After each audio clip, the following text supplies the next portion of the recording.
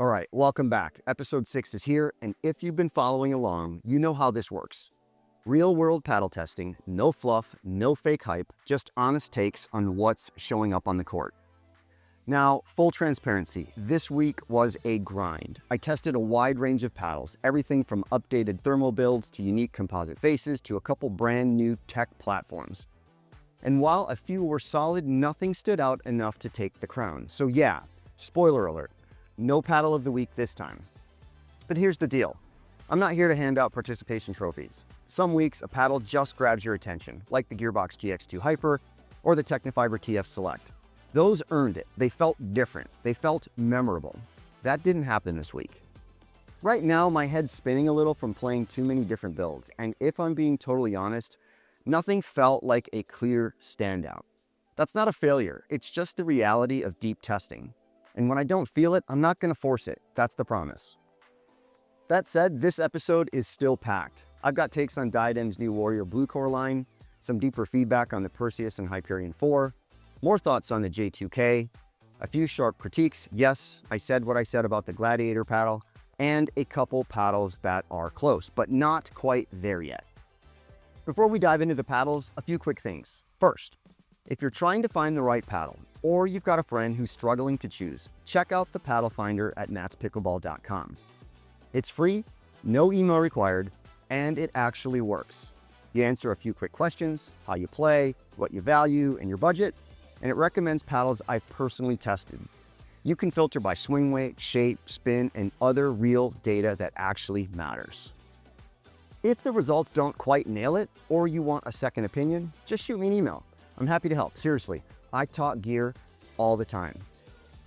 While you're on the site, you can also sign up for the newsletter. No spam, no fluff, just early paddle drops, test updates, and insights I don't always post publicly. And if you want to follow along with behind-the-scenes stuff, early impressions, mini breakdowns, and paddle thoughts that don't always make it here on YouTube, you'll find me over on Instagram at Matt's Pickleball. That's where a lot of the quick takes land first. And big thanks to this episode's sponsor, BioFLX Pickleball. If you haven't tried their overgrips yet, they're good. Comfortable feel, plenty of color options, and they hold up for weeks. I've also been testing their dry grip, and I've got to say, it surprised me. It actually gets grippier the sweatier you get. No slipping, just grip that works. They also carry tungsten tape, speed caps, and tuning accessories. Basically everything you need to customize your paddle the right way. Check them out at BioFLX.com, and if you use my code MPB at checkout, you'll save 15% and help support this channel. All right, now let's get into the paddles. So buckle up. Paddle of the week may be on a pause, but the analysis isn't. Let's get into it.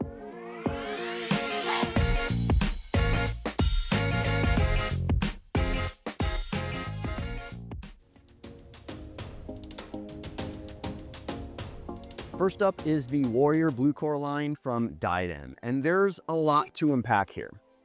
I've been testing 2 out of the 9 builds, the standard 14mm and the max 16mm. These are pre-release samples, same construction and materials as retail, just early cosmetics. Final versions will ship in May with updated all-black faces and consistent branding. So what is BluCore? Well, it's a modular paddle system built around Diadem's new closed-cell EPP core. That stands for Expanded Polypropylene. It's a solid foam core, not honeycomb. Every paddle in the lineup uses the same Kevlar carbon matrix face and hot molded construction. What changes is the shape and thickness. You pick the combo that best fits how you want the paddle to feel and respond. It's a choose-your-own-adventure format, and I'll throw an infographic up on the screen from Diadem to help you navigate the options. Now, Diadem's naming doesn't follow industry norms. What they call the standard is actually a hybrid shape. It measures 16.25 inches long by 7.5 inches wide. The industry standard for a standard paddle is 16 by 8. This isn't that. The same goes for the max. That's their term for what is clearly a wide body. This paddle is 15.625 inches long and 8.125 inches wide. Anything under 16 inches long and over 8 inches wide, well, that's wide body territory. I'm not sure why Diadem doesn't just call their shapes what they are, hybrid, standard, elongated, like most of the industry. So before you buy, make sure you understand what you're getting. The names can be confusing. The standard 14mm, again, actually a hybrid, has a swing weight of 108.55, but because of the narrow face, it plays even faster than that. It's light, it's twitchy, and in hand speed battles, it holds up very well.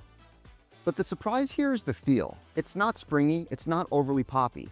It's actually plush, softer off the face than both the Carbon True Foam Genesis and Selkirk 008. And I mean that in a good way. The ball doesn't rocket off the paddle. You feel it compress, and the feedback is dense and controlled. The sweet spot is high. Resets feel smooth, drops land soft. You get a calm, dampened response with zero vibration. It's a unique balance, fast in hand, slow off the face. Now, early on, I didn't love it in stock form. It felt too light, like there wasn't enough mass to get real plow through. There was some pop, but I kept getting ahead of my shots, like my hands were beating the paddle to contact. But the more time I spent with it, the more I appreciated what it brings. Once your timing adjusts, the speed becomes an advantage. It's one of the easiest paddles I've swung. Out of 73 hybrid paddles in my paddle database, this one ranks as the 4th lightest in swing weight. It might still need some weight to unlock its full potential, but stock, it's playable. It just takes some calibration. That said, forgiveness is still a weakness. Twist weight is 5.75, which is low. Off-center hits drop fast. There's not a lot of built-in protection for mishits. The standard 14 is not a beginner paddle. It's not for players still working on timing or hand-eye. It's best suited to experienced players with fast hands and clean mechanics, someone who can capitalize on its quickness. Now let's shift to the Max 16. This one's totally different. The swing weight is just 100.85, the lowest of any paddle in my paddle database. And yes, it feels fast in hand, but because of the shorter length and wider face, it plays slower in terms of ball response. It's more grounded, more stable, more forgiving. The twist weight is 6.9, and that's a big step up from the standard model, aka hybrid. And you feel it. The sweet spot is broader, mishits are better managed. It's not a paddle built for rapid fire hands battles, but if you're absorbing pace or working through resets, it gives you a lot of support. The 16mm foam core adds dwell time. You can shape your shots. When you do want to accelerate, it's a build and release kind of energy, not a snap. So it's very controllable even when you swing hard. Out of the box, I liked the Max more than the standard.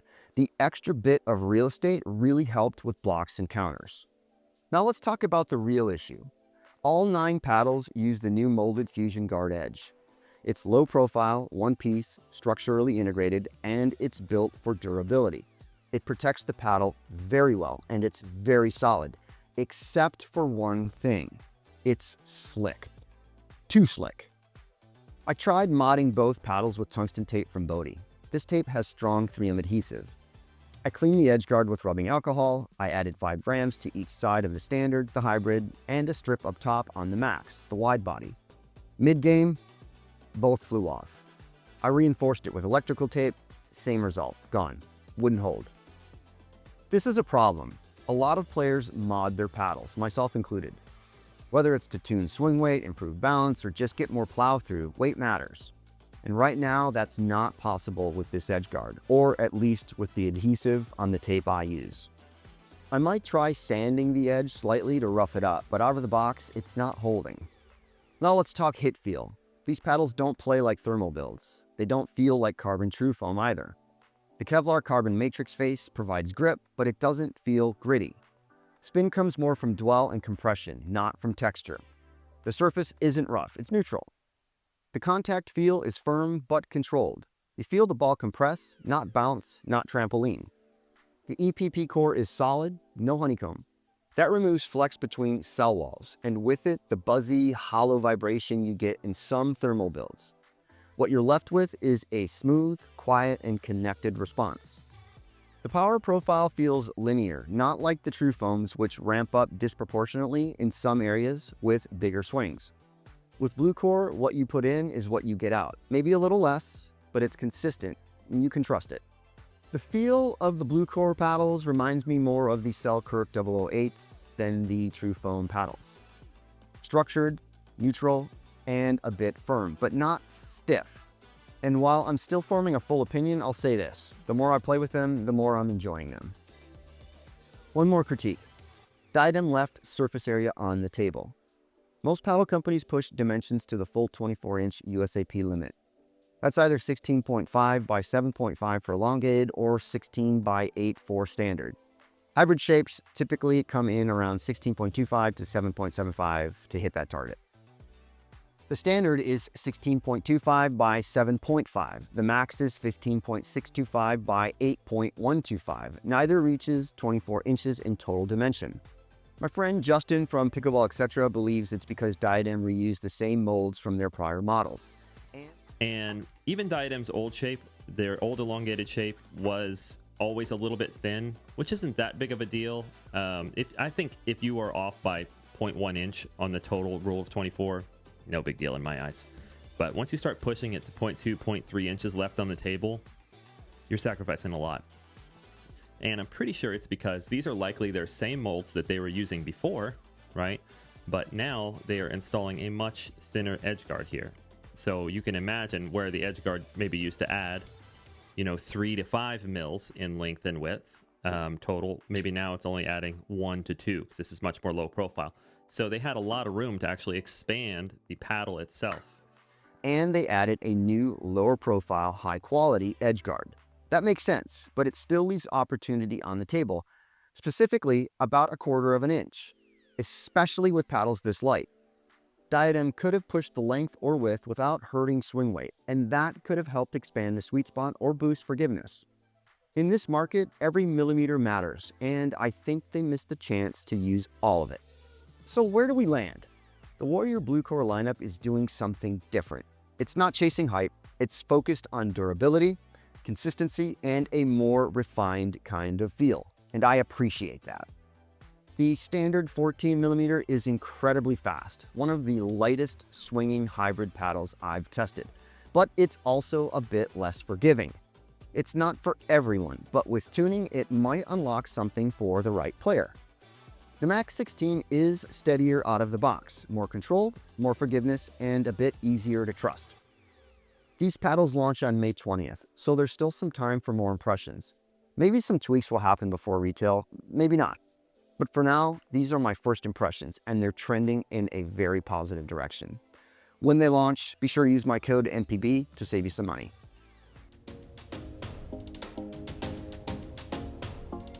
Okay, next up is the Gearbox GX2 Hyper 16mm. This isn't the paddle of the week, but it's still in my regular rotation. It's not a hype paddle, it's a trust paddle. It just keeps delivering, and it's fun. The core technology here is Gearbox's SST 2.0 carbon fiber rib structure. That's 22 vertical carbon ribs embedded in foam. The softer ribs down the middle give you dwell and feel, while the firmer ribs near the edge add pop and stability. There's no honeycomb, no perimeter frame. This is a one-piece molded paddle, and that structural integrity is exactly what gives it that quiet, confident feel. The way it plays, well, plush, muted, very muted, composed, no vibration, no weird flex. It's stable, even when you're stretched out. It's smooth at absorbing pace, but also efficient when you want to accelerate. It's abnormally quiet, very quiet. There's a concept I keep coming back to with this paddle: sneaky power. On flicks and punches, it feels very linear, but when you fully load into a swing, that internal structure kicks in and you get more pop than you expect. It's not a paddle that shouts, it just executes. I think a large part of that sneaky power is because you can't hear it like you can on a Franklin C45. Now, something I didn't fully appreciate until recently is how quiet this paddle really is. I was playing it back-to-back with the new JOOLA Perseus IV, which is a loud paddle. And that contrast made the GX2 feel like it had a silencer on it. There's barely any audible feedback. Even flush shots don't make a sound. They feel great, clean, compressed, on center, but there's no crack, no signal that you nailed it, and you might miss that. If this is the only paddle you play, you might not even notice. But the moment you go from a loud paddle to this one, the silence becomes obvious. And honestly, it's fascinating. That design choice helps with vibration reduction and player fatigue, but it does come at the cost of sound-based feedback. Just something to be aware of. It doesn't affect performance, but it does change the sensory experience. Specs-wise, it's light. Static weight is 7.96 ounces. Swing weight comes in at 107.5, which puts it firmly in fast hand territory. Twist weight is 6.6, solid for a standard shaped paddle. Serve speed hit 56.2 miles per hour, punch volleys at 37.8 miles per hour, and spin came in at 2,071 RPM. That's not top tier spin, but it's more than enough to shape shots and apply pressure. One of my favorite features is the handle. It's a true 4-inch molded carbon handle. Foam filled, no hollow honeycomb extension. If you've got smaller hands or like to wrap your grip your own way, it's one of the cleanest stock handles on the market. No wrist bite, no dead zones, just a smooth, controlled feel. So who's this paddle for? It's for players who want feel, control, and long-term reliability, but also value a quieter playing experience. If you live in a noise-sensitive area or play at a facility with restrictions like a homeowners association court, this is a great option. The GX2 is one of the quietest paddles I've ever played. As for who should swing this paddle, I'm a little on the fence when it comes to beginners. The ball can jump off the face if your timing or mechanics is off unpredictably. So while it's playable for newer players, I'd say it's a better fit for intermediate to advanced players who want something consistent and composed with enough power when they go after it. The price of the GX2 is going to be $269, and you can use my code MPB to save some money on this paddle when it launches in April. Bottom line, this paddle keeps earning court time for a reason. It plays clean, plays quiet, and it's just fun to play. Next up, let's talk about the updated Filth from Bread and Butter Pickleball, specifically this new hybrid shape. When the original Filth launched, it landed at just the right time. It featured a raw T700 carbon fiber face, thermoformed construction, and foam-injected edges. It was part of that first wave of thermal builds that brought good power, spin, and punch into the spotlight. But that formula is everywhere now. What's harder to find is a paddle that balances that power with better feel, more control, and fewer compromises. Bread and Butter didn't scrap the design. They didn't mess with the internals. What they did was expand the lineup. Same construction, same face, just new shapes so players can find a version that fits their play style better. I've been testing the hybrid, and it's the most balanced of the three in my assessment. It's the one I gravitated towards, but the others are going to get equal time too. The static weight of the hybrid is 8.06 ounces, the swing weight is 112.75, and the twist weight is 6.85. On court, it feels quick and responsive, definitely faster than the OG. It's easier to maneuver, and there's a bit more stability in hand battles and transitional defense. If you're coming from the OG, the hybrid will feel shorter and more compact up top, but it still delivers the same thermoformed energy off the face, just with a bit less drag and a bit more controlled. You still get that compact pop on flicks and counters. It's easy to keep the ball low, and it doesn't overheat during faster exchanges. What stood out most for me was how clean and composed it feels when you're playing, let's call it intentional pickleball. Drops and dinks come off the face with clarity, not too floaty, not overly hot. There's a sense of control when you're shaping the ball, even under pressure. And the sweet spot? It's more forgiving than the original.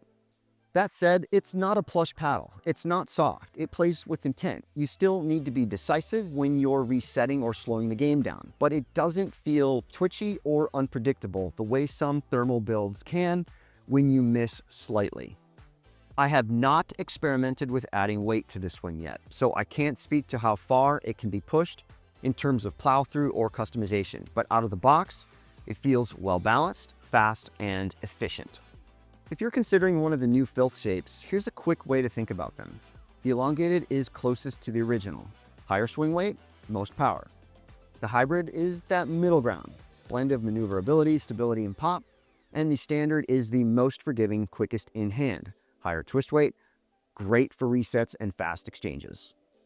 Same paddle face, same thermoformed build, just refined into shapes that give you more control over how it feels and plays. The new lineup is expected to launch sometime in May, and you can use my code MPB to save some money on your purchase.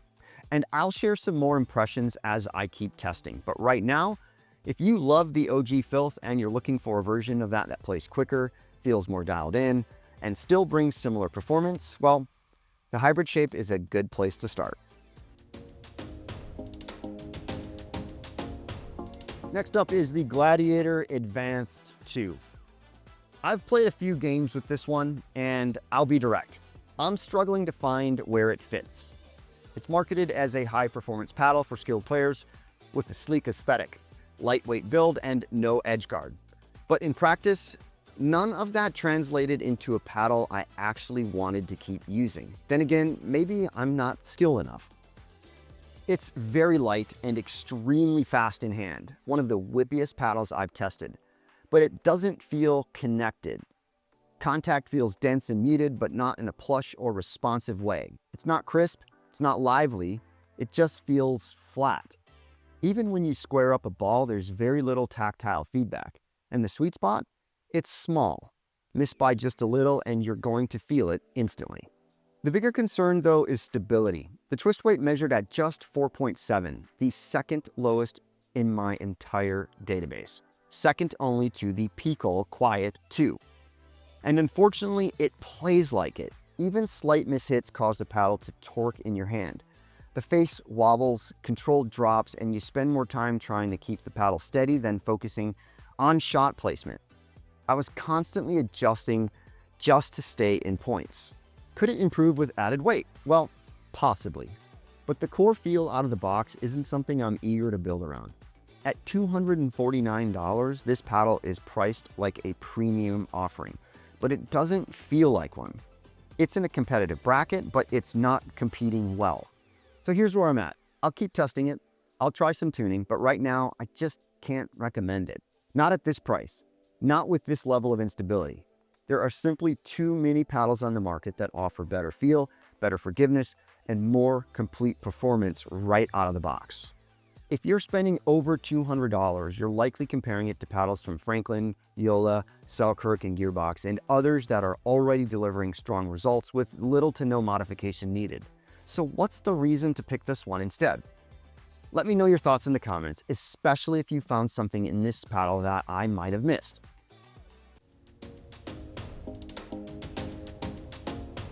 All right, next up, let's talk about the JOOLA Hyperion IV 16mm again.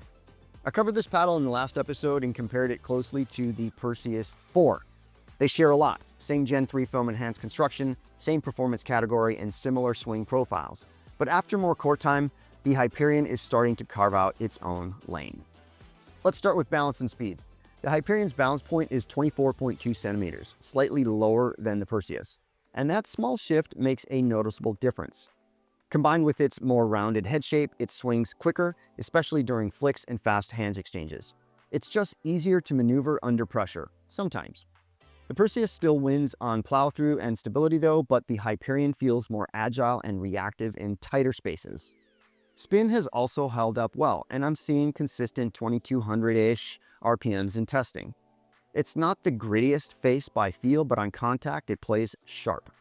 You can shape the ball effectively and the surface grips well, especially on rolls and attacks near the kitchen.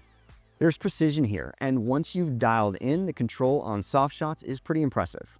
In terms of power, it brings real heat without being unmanageable. Serves continue to clock in around 57.4 miles per hour, which is in the 94th percentile, and punch volleys hitting around 36.4 miles per hour. There's pop, but it's controlled. That balance is what makes this paddle so playable. You get offense when you want it without sacrificing consistency. The feel? It's still excellent. It's not muted, it's not stiff, just clean. Feedback is present but never harsh. And it doesn't have that hollow or clunky sensation that shows up in some thermal builds. The sweet spot is also bigger than expected for an elongated shape with a 6.35 twist weight.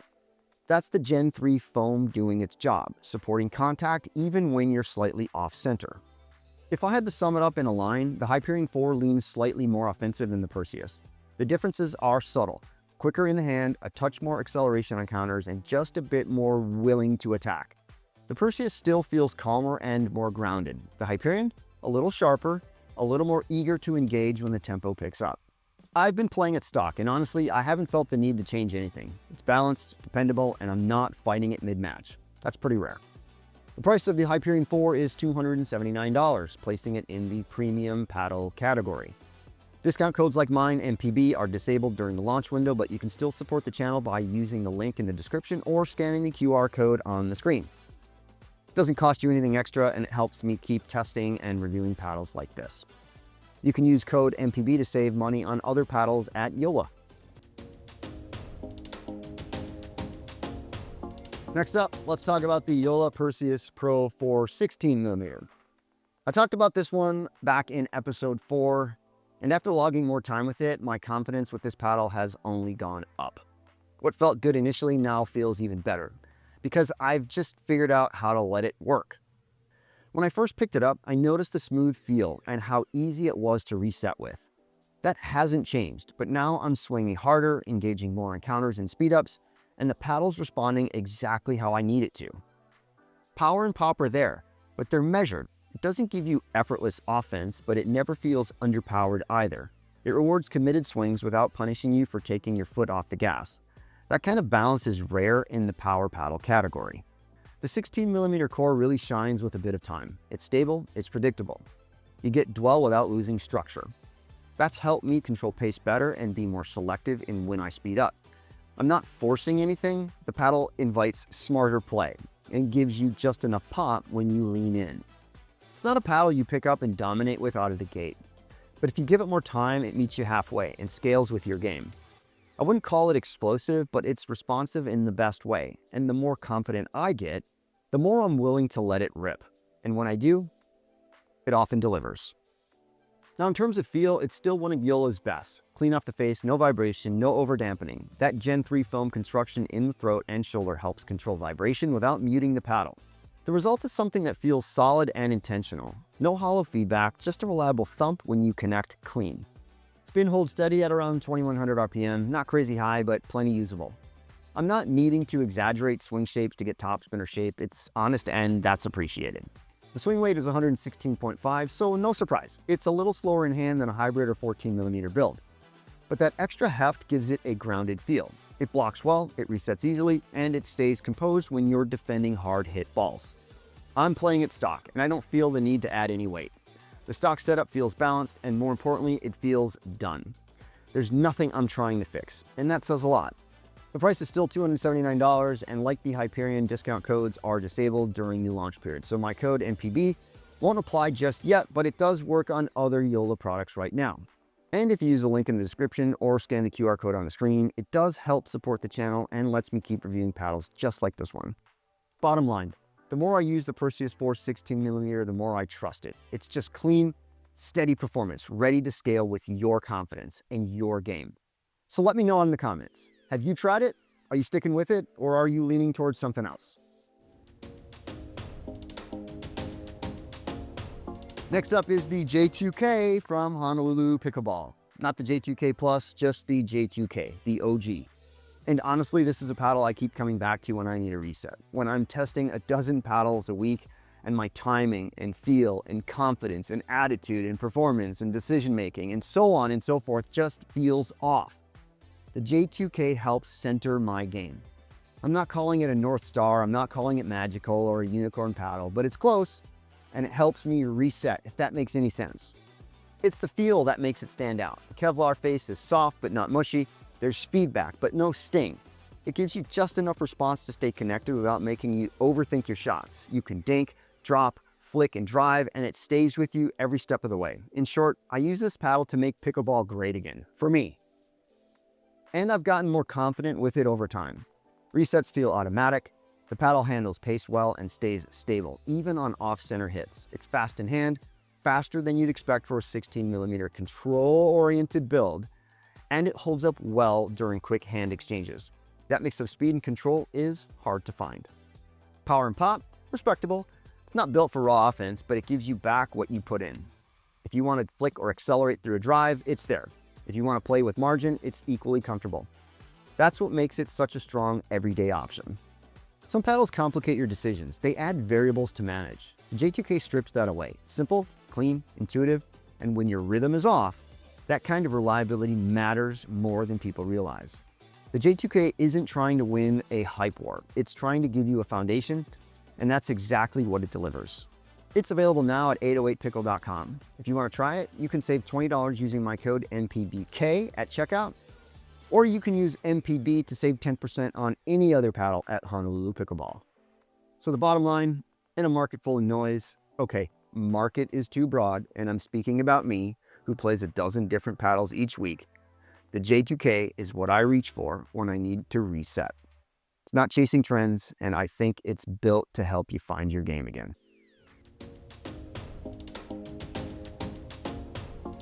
Okay, moving on, and let's just get this out of the way. Yes, the Proton Flamingo is back again. I know, it feels like the 5th straight week it's just shown up, and honestly, it probably is. Look, I like it, okay? It is what it is. If you've been following along, you've already seen my evolving take on this thing. So if you want the full progression, check out last week's episodes of Paddle of the Week. I'm not gonna rehash every detail here. But quick reminder, the Flamingo still brings that unique balance of swing speed, pop, and control that just keeps earning court time. And every time I switch off it, I end up coming back. And that says something. All right, next up is the Drift series from Revolin Pickleball.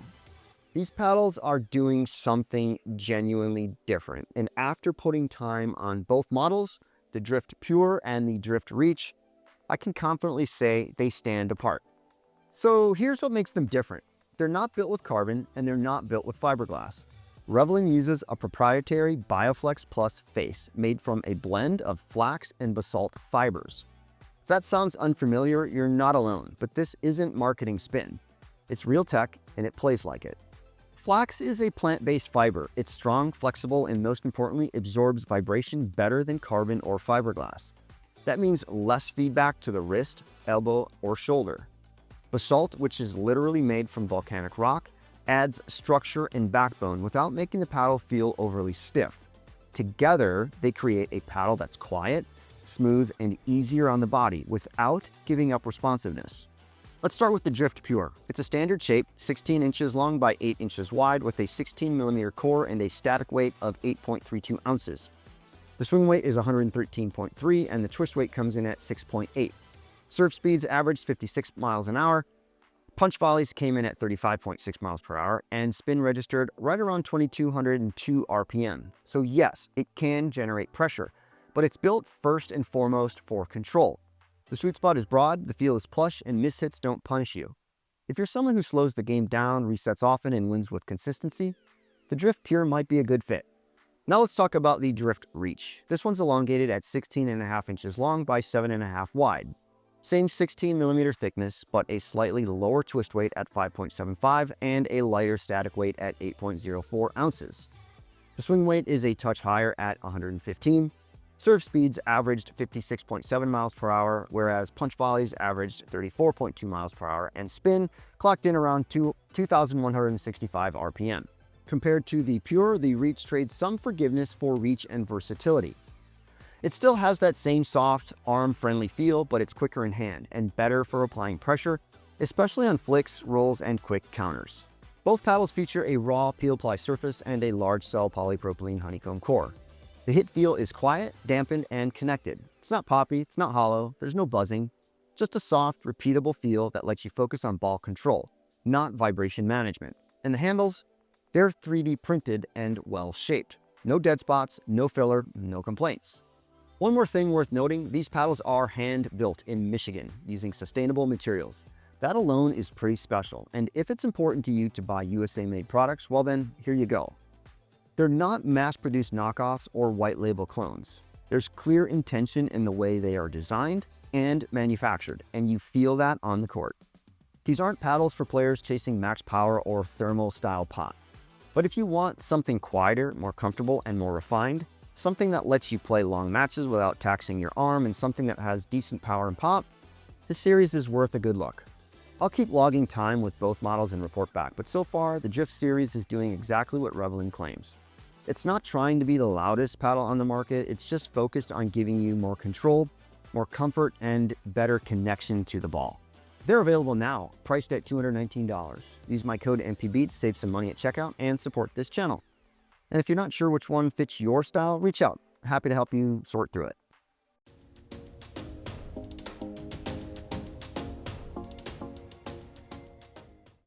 Next up is the paddle of the week, except this week there isn't one, and I get it. That's probably anticlimactic. But after a week of deep testing across multiple builds, back-to-back comparisons, and a whole lot of core time, nothing earned that top spot. I don't make these picks lightly, and I'm not going to name a paddle of the week just to keep the streak alive. If I had to play a tournament match tomorrow, I'd probably go with the JOOLA Perseus IV. It's been trending up for me. Predictable, balanced, and easy to trust. But even then, I hesitated. And if I'm hesitating, it's not a clear winner, not this week. Some paddles make the decision obvious. The Gearbox GX2 Hyper did that. So did the Technofiber TF Select. Even the Perseus did a few weeks back. But right now, after testing a stack of paddles that were good, but not just standing out, I need a reset. Sometimes the more testing you do, the harder it gets to make clean distinctions. Things blur, feedback overlaps. That's part of the process, and I'd rather be honest about it than force a pick. So this week, no pick, no fluff, just a pause. So if you're testing something new you want me to be aware of, or you want a second opinion on something you've seen lately, drop a comment. I'll do my best to help.